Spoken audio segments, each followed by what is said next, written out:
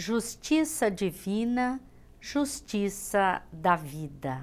Este tema será comentado por Luiz Henrique da Silva, presidente da Federação Espírita do Paraná. Ante os testemunhos é o título da mensagem que veremos.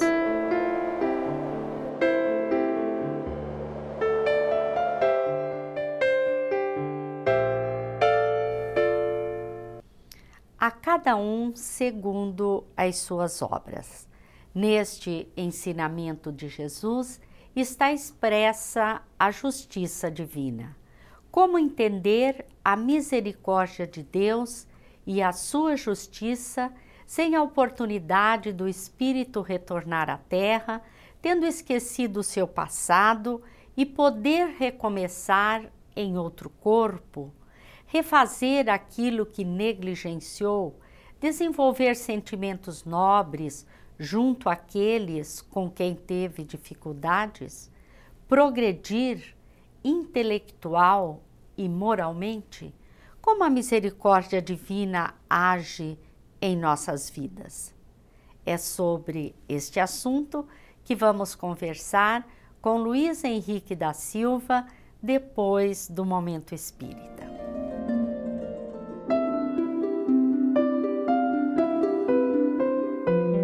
Segundo o Evangelho, na iminência de seu martírio, Jesus dirigiu-se ao Getsemane com os discípulos. Acompanhado de 3 deles, afastou-se um pouco para orar. Declarou-se triste. Pediu que vigiassem com ele e orou. Absolutamente tudo o que Jesus fez durante sua jornada terrena é pleno de significados. Ele é um modelo e guia dado por Deus à humanidade. Forte como nenhum homem jamais o foi por suas virtudes, mas ainda assim sujeito às intempéries da vida terrena. Em face do grande testemunho que se avizinhava, esse homem superior lançou mão de 2 providências. Primeiro, cercou-se de seus amigos queridos e partilhou com eles suas angústias. Segundo, entrou em contato com a divindade por meio da oração.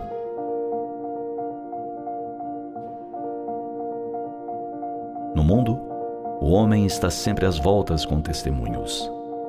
Em sua fragilidade, a cada instante é colocado à prova.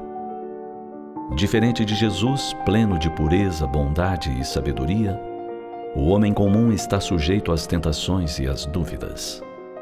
Frequentemente se indaga a respeito de qual o melhor caminho a seguir. Hesita, sente-se fraco e teme não conseguir vencer as provações. Mesmo quando decidido, às vezes fraqueja ao colocar em prática suas boas resoluções. Essencialmente frágil, o ser humano não se debate apenas com dificuldades pontuais. Diariamente ele corre o risco de cometer pequenos e desnecessários equívocos. Não se trata de pintar um quadro desanimador, mas de ser realista. O bem é sempre possível, e ele invariavelmente ilumina e pacifica. Apenas por vezes, as tentações do mundo se apresentam bastante sedutoras. Nesse contexto, convém recordar o sábio exemplo de Jesus. Em sua grandeza, ele não abdicou de 2 sublimes recursos: a oração e a amizade. A oração coloca o homem em ligação com o divino. Faculta que ele receba salutares inspirações e se fortifique. O hábito de orar constitui um eficiente antídoto contra as loucuras do mundo. Mas nessa busca do alto, importa não esquecer os companheiros de jornada.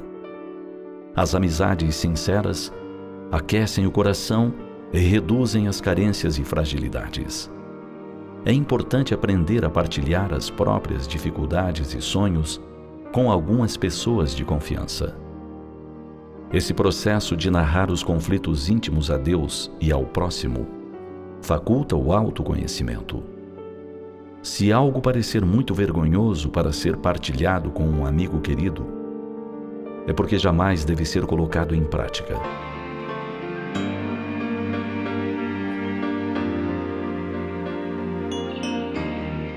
Assim, ante seus testemunhos diários, ligue-se a Deus e a seus amigos.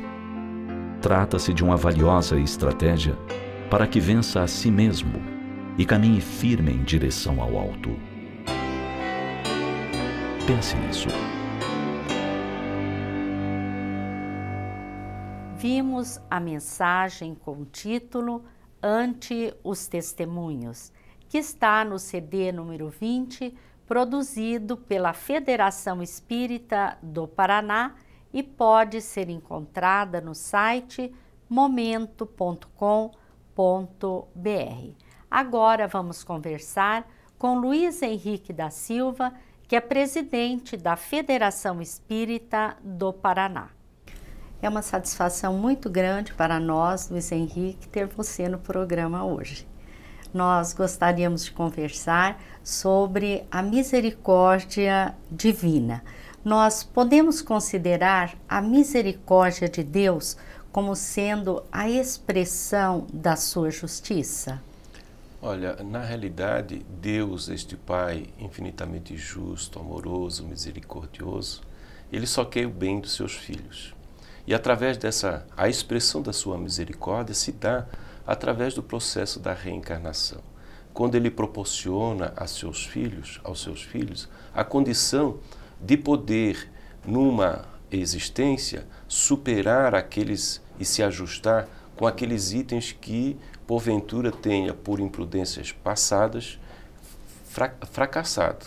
Então, a justiça de Deus se expressa através do processo da reencarnação e que aí consolida exatamente essa condição da sua misericórdia. Amar sempre os seus filhos. Deus, e realmente este Pai, nunca vai nos deixar desabrigados. Por amar, Ele sempre vai nos dar uma condição, vai deixar uma porta aberta para que possamos nos redimir.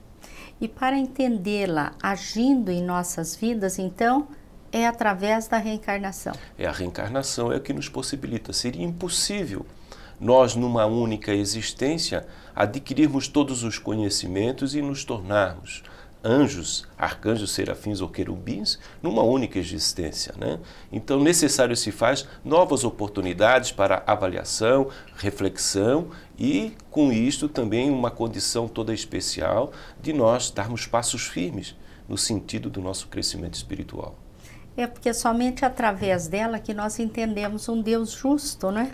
Exatamente. Como entender tantas desigualdades? Nós nos deparamos com tudo isto e de repente, nós verificamos, se olharmos apenas um único contexto de vida, um Deus injusto.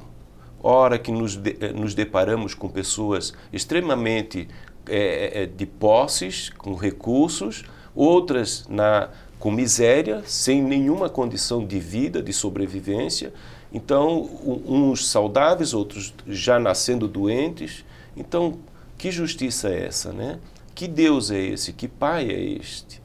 Que nós nos deparamos com tanta adversidade no sentido de condições de vida dos seus filhos, né? Então, realmente, a reencarnação é que nos mostra essa misericórdia de Deus dentro da sua justiça. E isto vem explicar também a condição do espírito após a morte do corpo físico, não é? Exato. Olha bem, a vida que ora levamos aqui na Terra, se nós tivermos conhecimento de que nós somos criaturas, seres imortais, se nós tivermos conhecimento de que se errarmos aqui e pudermos reparar, nós não vamos para o inferno ou não vamos imediatamente para atingir a felicidade imediata, mas nós vamos ter estágios para isso, compreendendo que se a vida continua, eu vou me encontrar no plano espiritual, na realidade, naquela condição em que eu já estou me preparando para isto. Isso também não quer dizer que se eu não errar, para onde que eu irei? Eu vou junto com os demais? Não. Eu vou para uma condição vibracional que favorece aquilo que eu adquiri a cada um segundo as suas obras, né? Uhum. Então, em função de tudo aquilo que nós fizemos, nós vamos galgar alguns campos vibracionais mais positivos ou menos positivo, dependendo dessas situações. A felicidade é isso, estarmos de acordo com as leis de Deus, na prática de todos esses postulados que Jesus nos deixou e os postulados da doutrina espírita, que ao mesmo tempo que nos esclarece e nos consola, para que nós possamos realmente adquirirmos esse crescimento ao longo das nossas existências. Por que colocamos isso? Porque uma única, como já frisamos, não seria suficiente para tal. Certo. Então, reencarnar inúmeras vezes, nos ensina o Espiritismo, é necessário exatamente para esse aperfeiçoamento do espírito que você nos colocou. Como que o processo reencarnatório promoverá esse aperfeiçoamento? Olha, cada um, como nós falamos novamente, cada um segundo as suas obras. O que acontece? Quando eu estou na erraticidade, no plano espiritual, numa dessas faixas vibracionais em função da minha condição espiritual, a espiritualidade superior estabelece uma programação juntamente com a pessoa, com o espírito que está desencarnado, um retorno à carne, um retorno à vida material. Para quê? Para que ele possa, nesse retorno, conseguir superar algumas dificuldades. Por exemplo, se eu sou uma pessoa orgulhosa, ele vai me proporcionar uma condição no meio das pessoas para que eu possa reflexionar a respeito quanto é difícil conviver com pessoas neste nível, né? Como é que se estabelece essa convivência, como que se supera. Então, existe todo um planejamento para aquele momento reencarnatório numa existência que é pré-determinada em função das necessidades daquele espírito. 10 anos, 3 anos, 50 anos, 80 anos, 90 anos, vai depender, cada caso é um caso, porque nós temos, cada pessoa é uma diferente da outra em função dessas condições evolutivas. Nós fomos criados simples e ignorantes, né? No entanto, Deus dá a seus filhos todos os recursos necessários para que seus filhos se desenvolvam. Aí vai o uso do livre-arbítrio, a partir do momento que se conquista o livre-arbítrio, nas suas ações, no seu trabalho, é que vai determinar o seu crescimento. Então, essa programação se torna determinante para que a gente possa, neste momento que ora nos encontramos como encarnado, bem aproveitarmos o recurso pelo uso do nosso livre-arbítrio, sabendo que todos nós temos as leis de Deus na nossa consciência. O livre-arbítrio é que ela diz assim, olha, não vá para esse caminho que alguma coisa está errada.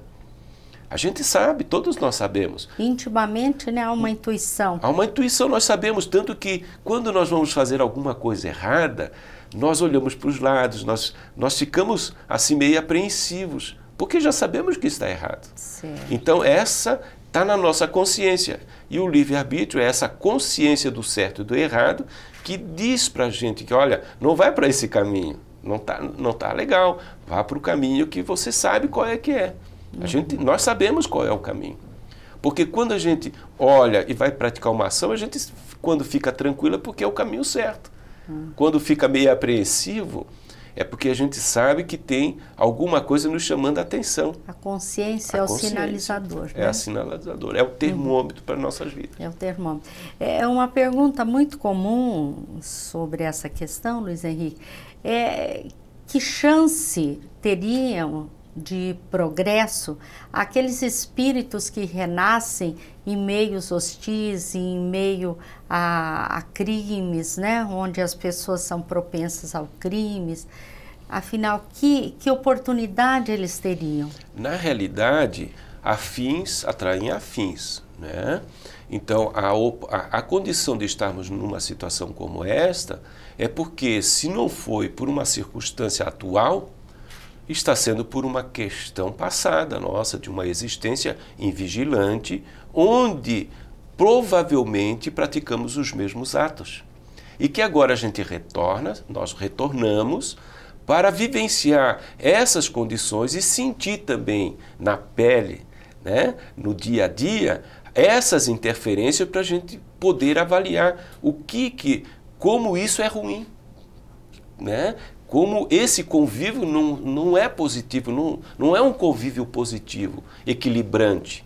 E isso nos faz lembrar de situações que todos nós já vivemos, de paz, de tranquilidade, de respeito, em processos educativos que tivemos nesta situação ou em outras situações.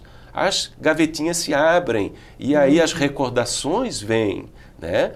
E a gente fica com saudade. Ah, como era bom aqueles momentos que a gente tinha de conversação sadia. Como era bom a gente poder sair de casa com tranquilidade para poder estudar ou trabalhar, ter uma família equilibrada que nos dá toda uma sustentação. Então isso é quando a gente começa a se lembrar dessas reminiscências e dizer assim, eu não quero mais isto. É aquela situação que nós sempre colocamos. Às vezes precisamos chegar no fundo do poço para valorizar as riquezas que temos e que até então não valorizávamos. Que muitas vezes estão impressas em nós, né? Sim, não aparentes. Ficam registradas, né? Registradas. Porque, muito embora nós tenhamos o esquecimento do nosso passado, ora, nós temos as reminiscências pelas nossas tendências, quem nós somos. Daí a grande importância dessa introspecção, desse conhece-te a ti mesmo que Jesus tanto nos conclamava, para que a gente pudesse se avaliar melhor, verificar os seus pontos fortes, os seus pontos fracos, né? Como se fala o linguajar do planejamento estratégico, a gente verifica isso para quê?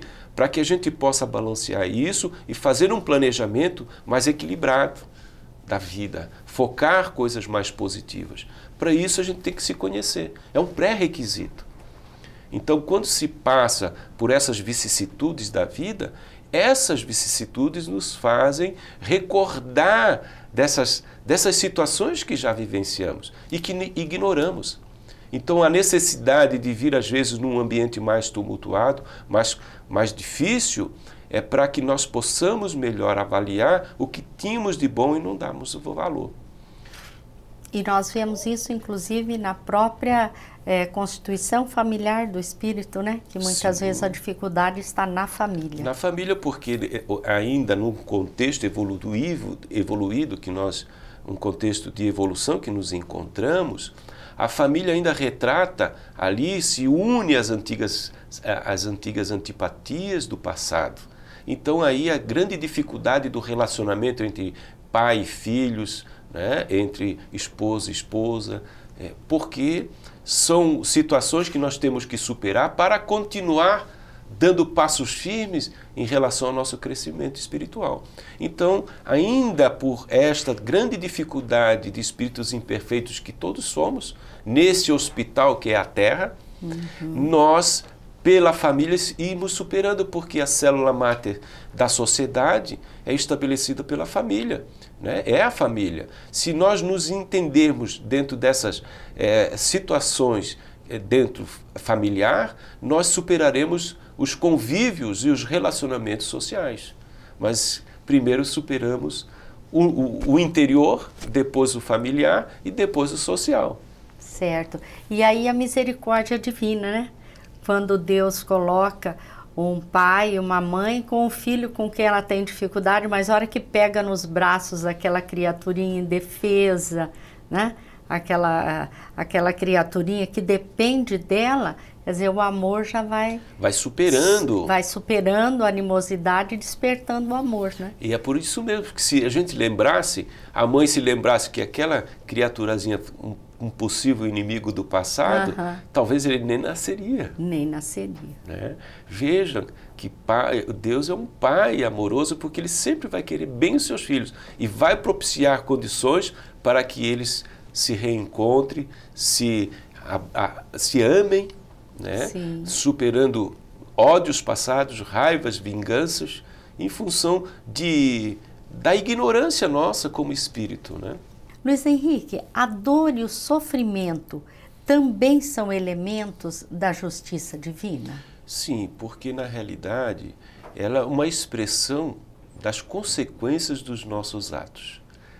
Consequências essas que acontecem nesta mesma condição de vida, nessa mesma reencarnação, ou em função de situações passadas que nós fomos agrupando, como, fazendo só um exemplo, a forma do nosso corpo nesse processo reencarnatório é o nosso corpo perispiritual. Se nós temos um corpo perispiritual reluzente, né, de boas energias, a forma não é uma forma danificada, ela vai formar um corpo mais adequado para aquela forma. Agora, se eu tenho existências minhas passadas, complicadas, invigilantes, essa forma ela vai se danificando. Porque, pelo uso do meu livre-arbítrio, as minhas ações elas vão estar incorporando fluidos, energias positivas ou negativas, e que vão ficar na nossa psicosfera espiritual. Quando reencarnamos, se nós alimentarmos esse processo com situações negativas, o que acontece? Vai purgar no nosso corpo de carne esse excesso fluídico negativo. E a doença vai se expressar. Se nós quisermos modificar isso, é fazermos aquela analogia para poder bem entender. Olha bem, o nosso corpo perispiritual é como se fosse uma jarra de água suja. Como é que eu faço essa jarra de água ficar com água cristalina? Eu jogo a água cristalina, a água suja sai e daqui a pouco nós temos água cristalina. Então, assim, da mesma forma, no nosso corpo perispiritual. Quem estabelece essa condição positiva ou negativa da nossa psicosfera espiritual é a mente, é o espírito, encarnado ou desencarnado. Se eu começar com as minhas ações positivas, pensamentos positivos, o que vai acontecer? É como se eu estivesse introjetando nessa comparação coisas positivas, ela vai rechaçando as negativas, que nem o aspecto da analogia que eu falei, água cristalina na água suja, vai limpando, daqui a pouco estamos com plena saúde. Assim, é o nosso corpo, ele expressa exatamente essa condição. Nós temos no corpo, aproximadamente, no nosso corpo de carne, 100 trilhões de células. Boa parte do nosso corpo de carne é água. Então, é como se nós fluidificássemos com a nossa mente essa água, interferindo nas células. Morrem bilhões de células aí por dia e que vão se renovando. Se renovam essas células, nós vamos adquirindo a saúde. Então, a doença é uma forma de nos chamar a atenção. Olha, alguma coisa está errada, mude. Ela expressa isso. Se não foram situações que nós provocamos foram de outras, e que basta algumas sintonias negativas ou algumas ações negativas para eclodir tudo isso, que já estava predeterminado lá, antes de reencarnarmos até. Então se torna uma bênção. Veja, um aspecto negativo num primeiro momento se torna um aspecto positivo no segundo momento, nos chamando a atenção. Veja, Deus é esse Pai, que nas suas leis estabelece exatamente situações que, se nós desequilibrarmos, teremos as consequências, mas essas consequências vão nos chamar a atenção para uma mudança. E a doença é esse chamamento para todos nós. Por isso, às vezes, a gente, quando não compreende tudo isso, sofre. O sofrimento é fruto do não entendimento a essas leis. Quando nós conhecemos essas leis, ela nos consola e nos impulsiona a mudanças. Nos estabelece forças para que a gente possa mudar. Luiz Henrique, nós agradecemos a sua participação, agradecemos a todos que mais uma vez estiveram conosco e lhes desejamos muita paz.